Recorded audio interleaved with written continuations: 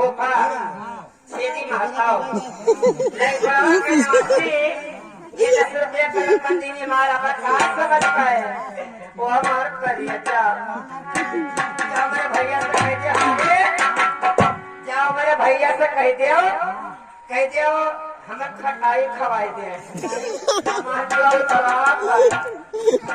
हाँ अरे रामा कोठले कमारी